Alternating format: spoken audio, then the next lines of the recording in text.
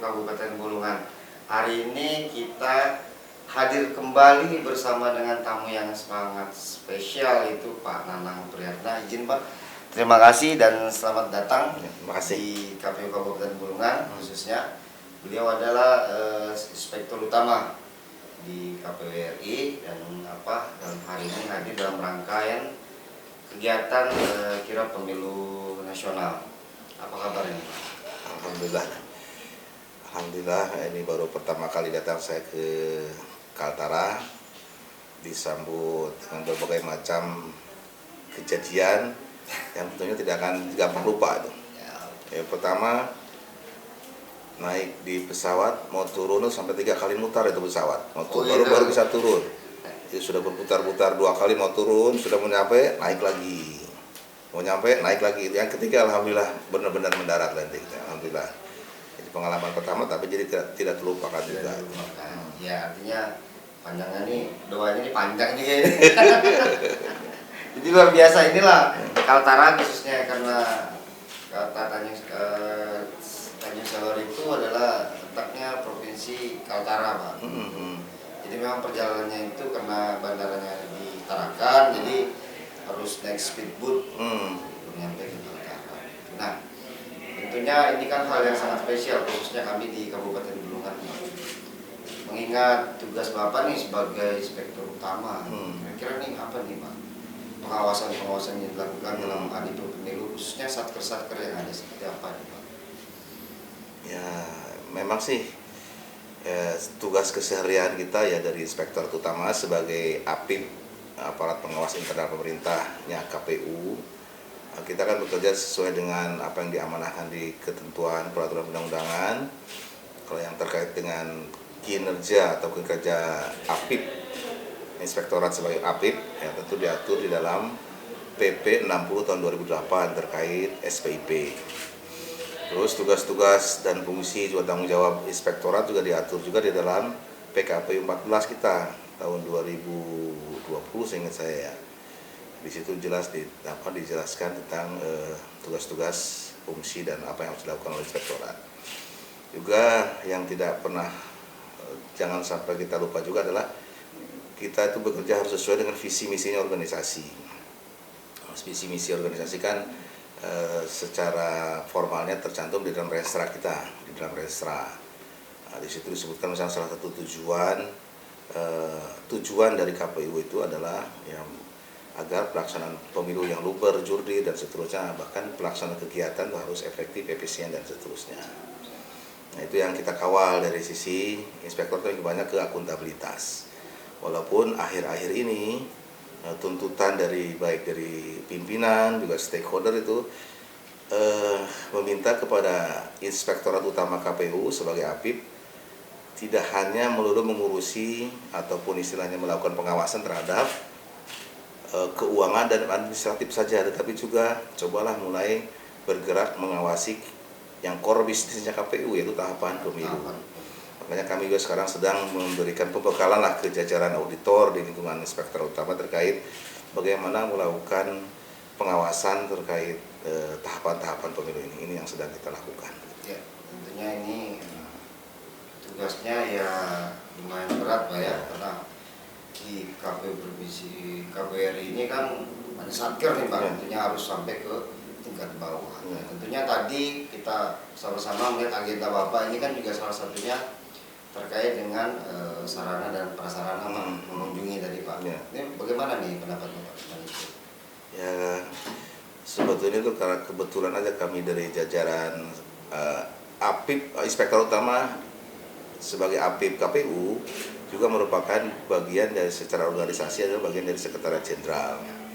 Karena kebetulan kami tugaskan ke sini ke Kaltara, sebetulnya tugas utama sekarang ini adalah yang sekarang dalam rangka mengikuti proses ataupun mempersupervisi pelaksanaan kirap pemilu 2024 yang sebentar lagi akan kita launching pembukaannya.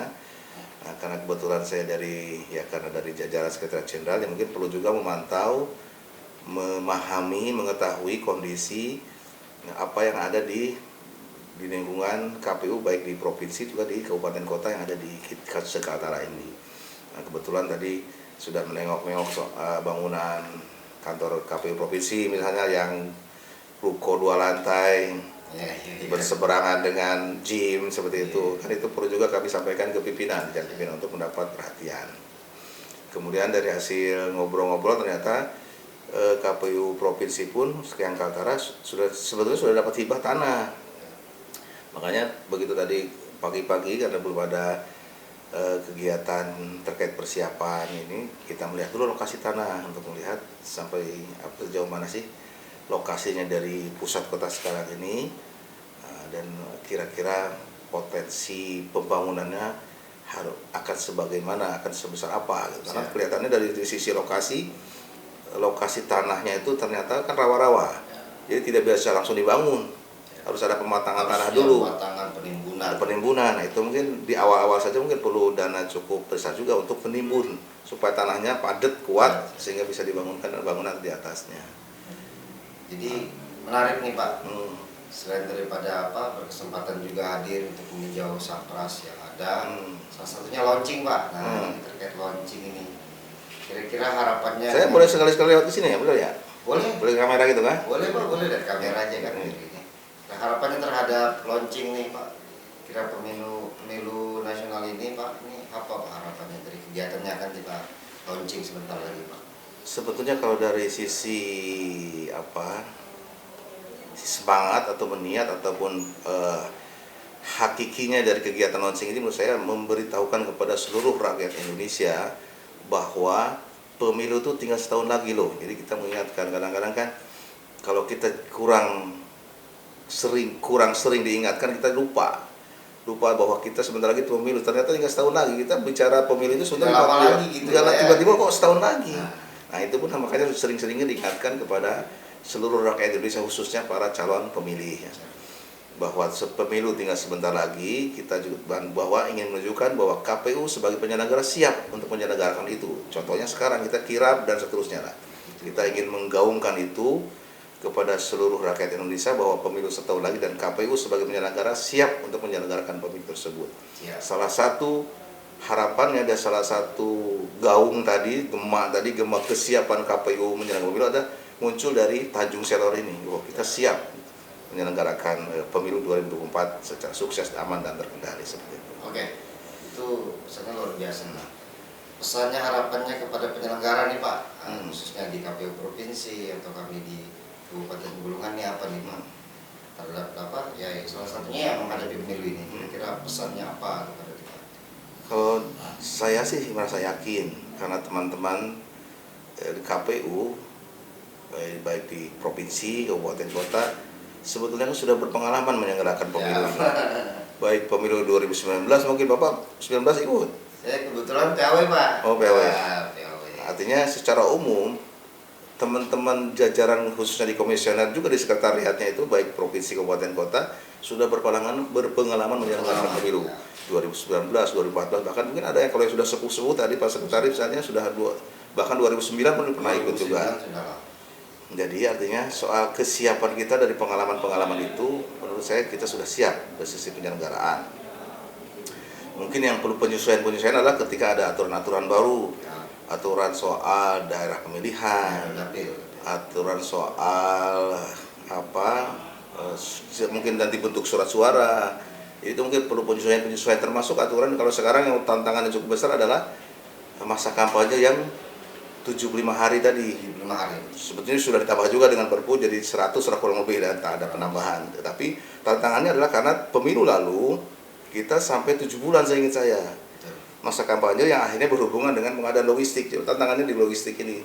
Kalau dulu 7 bulanan kurang lebih 270 hari atau kalau nggak salah itu. Sekarang hanya 100 hari lah sekarang kita tahu kan. Itu tantangannya. Tantangan dari sisi mulai dari perencanaan pengadaan logistik ini bagaimana caranya, mekanismenya, aturannya bagaimana supaya bisa melindungi kita kan. Memang di pusat pun sekarang kita sedang berupaya mengusulkan ada perpres pengadaan khusus logistik pemilu supaya bisa mengayomi kegiatan ini. Di samping nanti mungkin teknik-teknis soal mekanisme pengadaannya apakah kalau dulu kan satu kontrak sampai dengan distribusinya ke TPS. Nah, mungkin sekarang produksinya sendiri, nanti distribusinya sendiri seperti itu. Jadi perlu ada inisiasi, ada perlu terobosan supaya pemilunya berjalan lancar, tapi tetap dengan ada payung peraturan perundang-undangan supaya akuntabel. Ya, tentunya itu menjadi sangat penting Pak ya, apalagi lembaga kita juga diawasi juga cukup ketat Pak, terutama terkait penganggaran. Nah, terakhir nih Pak, pesannya kepada masyarakat Kabupaten Bulungan maupun teman-teman pemilih cerdas apa nih Pak? Monggo Pak, silakan. Saya nambahin sedikit dulu yang tadi ya, yang Boleh. soal sukses. Jadi saya merasa yakin bahwa kita secara penyelenggaraan pemilu akan sukses dari pengalaman-pengalaman tadi. Tetapi dari pengalaman juga kadang-kadang kita suka lupa, tanda kutip suka ya, tidak selalu lupa, tapi suka lupa ketika sudah sukses penyelenggaraan pemilunya, suka lupa dengan sukses akuntabilitasnya. Ini bidang saya, maksudnya pengawasan tadi. Ya. Jadi sukses pemilu harus juga diikuti dengan sukses akuntabilitas. Dengan cara ya, dengan salah satunya parameternya adalah opini harus tetap WTP, wajar tanpa pengecualian. Temuan-temuan ya tidak material lah, tidak ada indikasi-indikasi fraud atau kecurangan ataupun indikasi-indikasi yang menunjukkan kepada korupsi seperti itu. Jadi sukses pemilu harus diikuti dengan sukses akuntabilitas bahasa saya.